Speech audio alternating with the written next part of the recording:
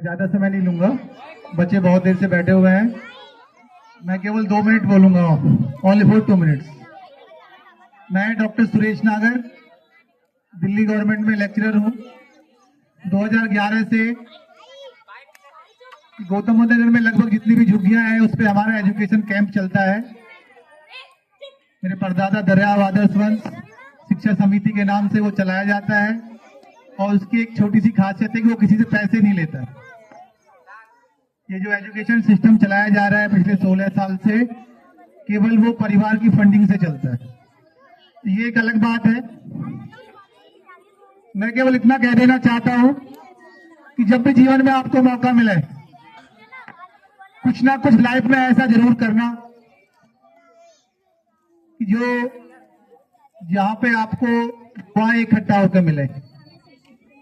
आज जो यहाँ एनसीआर में आप देख रहे हैं, जो आभा मंडल है आप यहाँ पे एनसीआर में देख रहे हैं, जब से इस एनसीआर में वजीफा मिला है, अथॉरिटी ने दिया हो या बिल्डर ने दिया हो, तब से यहाँ की जो मानसिकता है काफी परिवर्तित हो गई है। शिक्षा की तरह कारों ने ले ली है और कारों के बाद मुझे कहना नहीं चाहिए, हमारे छोटे भाई अनुज भाई यहाँ पे बैठे हुए हैं, कि जब किसी देश में व्यापारी नेता बन जाता है तो जनता भिखारी हो जाती है। नेता उसे बनना चाहिए जो नेतृत्व कर सके, जो केवल जिसका काम जनता का काम हो। लेकिन आज चारों तरफ आप देख सकते हैं जो सिस्टम बना हुआ है, मुझे ज्यादा कहने की कोई जरूरत नहीं है। प्यारे बच्चों, छोटे छोटे बच्चों, हमारे स्कूल का नाम भी देखिए, विकास ग्लोबल पब्लिक स्कूल। और वास्तव में मैं दिल से कह देना चाहता हूँ दिनेश जी और आपकी पूरी टीम को, योगेश जी और मैम, जितने भी आप लोग खड़े हैं, आपने बहुत मेहनत की होगी। जो परफॉर्मेंस इन्होंने दी है बच्चों ने, एक दिन का काम नहीं है, महीनों का काम है, तब जाके रिजल्ट आया है। और इसको नाटक मत समझिए, अपनी लाइफ में ले लीजिएगा इसको आप। सोशल मीडिया जैसे बताया गया है, आज आप देख लीजिएगा, हमारा जो युवा है वो रियल से ज्यादा रील पे भरोसा कर रहा है। और एक बार मैं और बता देना चाहता हूं आपको, ये जो रील है, ये जो सोशल मीडिया है, इसमें जो इंजीनियर है, हमारे दिनेश भाई भी इंजीनियर है, इसके जो इंजीनियर है, एआई के जो इंजीनियर है, जिन बातों में आपको इंटरेस्ट आता है वो वही दिखाता चला जाता है। कि आपको ये अच्छा लग रहा है तो वही चीजें आपको दिखाता चला जाएगा वो, जिससे कि आपका जो मेंटल लेवल है, आपके मेंटल लेवल को कैच किया जा सके। आपको जानकर हैरानी होगी, चाइना जो हमारा पड़ोसी कंट्री है, वहां पे 18 साल तक के बच्चों को सोशल मीडिया बैन है। उसका रूल बना हुआ है कि 18 साल तक का बच्चा सोशल मीडिया यूज नहीं करेगा। और आज एक 6 महीने का बच्चा, 7 महीने का बच्चा, साल भर का बच्चा, हमारी माताएं बहनें उसे खिलाने की जगह मोबाइल दे देती हैं और उसकी जो मेमोरी है पूरे सिस्टम तक याद रहती है। अब आप समझिए कि जब आप सोशल मीडिया पे अपना टाइम देंगे, किताबों को अपना टाइम नहीं देंगे, तो देश का भविष्य कहां जाएगा। और प्यारे बच्चों, मैं एक बात और कह देना चाहता हूं, हम सब लोग middle family, lower middle family, गरीब फैमिली से आते हैं और हमारे पास केवल एक हथियार है, ये माताएं बहनें बैठी है। अगर 2 माता बहनें भी समझ गई तो मेरा ये भाषण, मेरा ये लेक्चर, मेरा ये जो डिस्कशन है, ये भाषण नहीं दे रहा हूं, मैं दिल से बोल रहा हूं। अगर 2 माताएं बहनें भी समझ गई, केवल ये किताबें हैं जो आपको बहुत ज्यादा आगे ले जा सकती है। एक डीएम डिस्ट्रिक्ट मजिस्ट्रेट जो डिस्ट्रिक्ट का राजा होता है, आपको 1000 करोड़ का मुआवजा मिला है, आप उसकी बराबरी पूरे जीवन में नहीं कर सकते हो। उसके पास केवल किताबों का ज्ञान है, कंपटीशन से वो आगे गया है। अगर इस क्षेत्र को, एनसीआर के क्षेत्र को, क्योंकि इसमें हमारे जो आसपास का जो आभा मंडल है और मुआवजा, बुजुर्ग यहाँ पे बैठे हुए हैं, एक भी व्यक्ति मुझे बता दे कि डॉक्टर सुरेश उनको 100 करोड़ मुआवजा मिला है, यहाँ वजीफा मिला है, 2 करोड़, 3 करोड़, 4 करोड़, 5 करोड़, 10 करोड़, 1 करोड़, कुछ पैसे जगह में लगा दिए, कुछ बचे की बड़ी गाड़ी ले ली, किताबों के लिए जगह कहां रही? अरे किताबों के लिए तो जगह नहीं रही। आज इस शिक्षा के मंदिर में आप लोग बैठे हुए हो, अगर स्वतंत्रता दिवस को कहते हो स्वतंत्रता दिवस की शुभकामनाएं, 15 अगस्त की शुभकामनाएं, वास्तविक शुभकामनाएं उस दिन होंगी जिस दिन आपका ये जो फ्यूचर बैठा हुआ है, आपके जो बच्चे हैं, यहां से ये प्रतिज्ञा लेके जाओ कि नेताओं की बातों में नहीं आना, वहां कुछ नहीं है, दिल से बोल रहा हूं मैं। आपको केवल खुद से आगे बढ़ना है। वो अपने आप को आगे बढ़ा रहे हैं, पॉलिसी अपने आप को आगे बढ़ा रही है, और मेरा किसी पार्टी से कोई लेना देना नहीं है। मैं प्रैक्टिकल बातें कर रहा हूं, ये मेरा परिवार बैठा हुआ है। अपने बच्चों को दिल दिमाग लगा के पूरा पढ़ाना, एक इन्वायरमेंट विकास ग्लोबल, तो वास्तविक विकास यहां पे हो रहा है। सोशल मीडिया को जिस तरह उन बच्चों ने दिखाया ना, तो दिल से आवाज निकली, इससे दूर हो जाओ। ये खुद नहीं कहेगा। आज मैं बता देना चाहता हूं, पहले एक फोन हुआ करता था पड़ोस के, लैंडलाइन फोन। किसी का फोन आता था, बराबर वाला बुला के ले जाता था।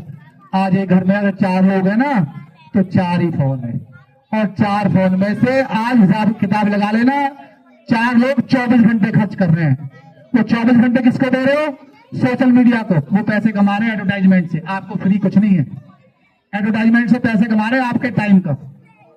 तो सबसे पहले आज सब ये प्रॉमिस लेके जाओ कि सोशल मीडिया का यूज हम लगभग ना के बराबर करेंगे। मैं आप सबसे पूछना चाहता हूं, एक भी व्यक्ति मुझे बताओ, मैंने अपने बच्चे के बारे में डाला कि मेरा बच्चा इतना एजुकेटेड है, उसका आईक्यू लेवल ये है, ये क्या कर सकता है, एआई बता देगा। किसी ने डाला? नहीं। क्या डाला? ये डिस्कशन क्या किया? जिसका कोई औचित्य इस सिस्टम में नहीं है, जिसका मैं यहां पे बोलना भी नहीं चाहता हूं। तो आज 15 अगस्त के दिन ये जो आजादी मिली, ये ऐसे आजादी नहीं मिल गई है, खाली भाषणों से आजादी नहीं मिल गई है। करोड़ों अनगिनत लोग बच्चों ऐसे रहे हैं जिन्होंने अपने देश के लिए कुर्बानियां दी हैं। किसी देश का सर्वश्रेष्ठ बलिदान कुर्बानी होती है। हम सब चाहते हैं भगत सिंह पैदा हो, लेकिन पड़ोसी के घर में हो। भगत सिंह पैदा हो, लेकिन कहा हो? पड़ोसी के घर में। और एक बात और ध्यान रखना, impossible is nothing. Impossible is nothing. असंभव इस जीवन में कुछ नहीं है अगर आपकी सोच पॉजिटिव है। कोई भी घड़ा जब बढ़ता है, बूंद बूंद से घड़ा बढ़ता है, लेकिन एक सोच होना चाहिए। 10 लोग बैठे हुए हैं, एक की सोच दूसरी है, 9 की सोच दूसरी है, लेकिन कभी भी किसी के प्रभाव में नहीं आना है। आपको केवल अगर प्रभाव में आना है तो शिक्षा के प्रभाव में आना है। अब मैं ज्यादा समय नहीं लूंगा, ये छोटी छोटी बातें मैंने बताई आपको। देश की आजादी का वास्तविक जश्न उस दिन मनेगा जिस दिन मेरी गरीब झोपड़ी का बच्चा उस सिस्टम में जाके बैठेगा। आप देख रहे हैं, एक बच्चा डीपीएस में पढ़ रहा है, एक बच्चे के बाद बहुत हाई लग्जरी व्यवस्थाएं हैं, एक झुग्गी झोपड़ी में पढ़ रहा है। तो कैसे बराबरी करेगा? कैसे सिस्टम की बराबरी करेगा? तो केवल एजुकेशन से बराबरी करेगा। एक कसम खा लो, आज एक प्रॉमिस कर लो, कुछ भी हो जाए, एक समय का खाना मत खाना, एक रोटी कम खा लेना। ये मेरी बात ध्यान रखना, अपने बच्चों को जरूर पढ़ाना। क्योंकि मैंने जो रिसर्च किया पीएचडी, मैंने ये रिसर्च किया कि गौतम बुद्ध नगर में बच्चे पढ़ क्यों नहीं पाए। 750 पढ़ने की बुक है, मणिस्थली यूनिवर्सिटी से की है, गोल्ड मेडलिस्ट लाया वहां पे मैं। आप ये ध्यान रखिए कि हम पढ़ क्यों नहीं पाए। शादी होती है 51 लाख एक ऑडी, और बड़े शर्म के साथ कहना पड़ रहा है, चौधरी साहब ये कहते हैं पर लिस्ट आवाज नहीं आई, लिस्ट की आवाज नहीं आई। और जब बच्चा पैदा होता है तो क्या पूछते हैं, बेटा या बेटी? बहुत बुजुर्ग भी, और जब कहते हैं बेटी पैदा हुई है तो उसको पिता याद आ जाती है। बच्चों, उसको पिता याद आ जाती है कि मुझे तो इतने पैसे लगाने। अपनी बिटियाओं को कामयाब करो, उसे इस काबिल बना दो कि वो दहेज को मांगने लायक ही ना रहे। क्योंकि आज आप जब ऐसे देखोगे ना, लड़कियां कम है, लड़के ज्यादा है। लड़कियों की एजुकेशन को भी लड़कों से ज्यादा महत्व दो, वो दो घर को सजाती है।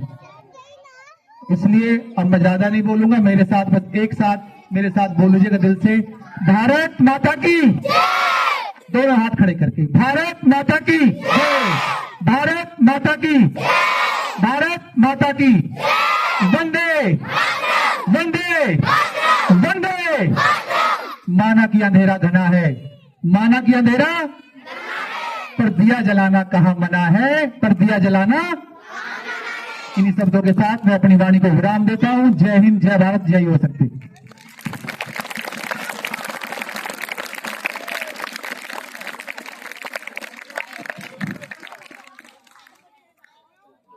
बहुत सुंदर और बहुत प्रैक्टिकल बातें सुरेश नागर जी ने हमें बताई। तो एक बार जोरदार